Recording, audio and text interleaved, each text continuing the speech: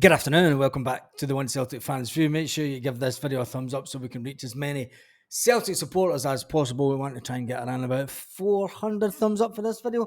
Mikey Johnston has left Celtic at last, and Celtic got 2.5 million for him. It's a bit less than the money that was suggested at the beginning of the summer and towards the end of last season. It was suggested that Celtic were going to get in the region about 4 or 5 million from a team down south. Mikey Johnson was a once promising Celtic academy player. He's had more chances than, well, anything really when it comes to Celtic chances.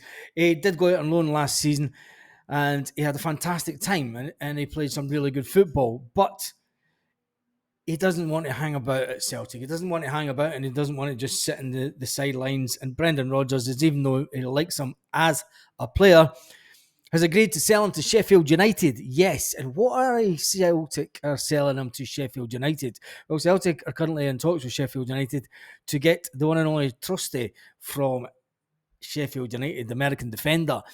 The fact that they're selling him for 2.5 million and Celtic have put in a bid for their defender. They have lodged a £5 million offer for their player. It has been suggested that, will that be enough to get the deal over the line? The American centre-half is wanted to pair beside Cameron Carter-Vickers at the back. Celtic have launched a £5 million bid to take Austin Trusty to Glasgow.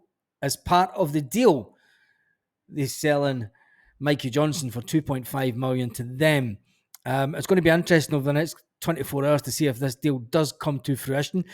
They are reluctant to sell the 26-year-old, but the fee and the fact that they have just sold them the winger could be that little bit that just gets the player in the door. Will he be a good addition to Celtic? Tell me in the comment section, because I'm not really too sure. I've never seen the player, so I'm not going to comment until I see him playing for Celtic.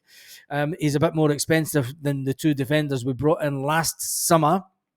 You've got to remember that Gustav Lagerberke was the best defender in the league that he came from, and he wasn't good enough for Celtic. So just let's hope that Brendan has got the right man this time. And will it be the man to keep the one and only Liam Scales at the team? Because Liam Scales, let's face facts, Liam Scales was thrust into the team at the beginning of the last season due to the fact that there were a lot of injuries at the club. And he had a fantastic season, and he was the most improved player. I would actually say that he was more improved than Matt O'Reilly as a player. We kind of knew what we had with Matt O'Reilly this season before. Matt O'Reilly stepped up to the mark in that midfield and the missing position of Aaron Moy having left Celtic. The fact that Gustav came into the club, Big Rocky came into the club also, and Liam Scales was thrust into the team in a defensive crisis at this time last year. You remember where there was bodies falling injured everywhere you looked at Celtic. And there was one comment today, you've got to laugh, Celtic are entitled fans are only one defeat away from a crisis. Remember last season when we had a lot of players injured? We've got no one injured just now, apart from Big Rocky, but he is on his way back.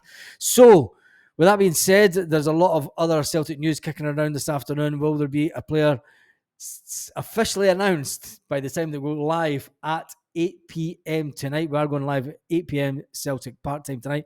Make sure you join us for that. Mikey Johnson's out the door.